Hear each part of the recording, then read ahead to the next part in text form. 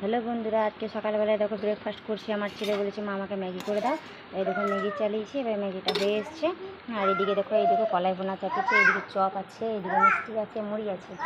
হ্যাঁ, আমার ছেলে খাবে, আমার মেয়ে খাবে, আর আমরা এটাই ব্রেকফাস্ট করে নেবো সকালবেলা। এটাই আমাদের হয়ে যাবে নাস্তা। এইদিকে ম্যাগিটা হয়ে এসছে বন্ধুরা। এবার ম্যাগি মশলাটা একটু দিয়ে দিলাম। তারপর আমার ছেলেকে, আমার মেয়েকে দুজনকে আমি সার্ভ করবো।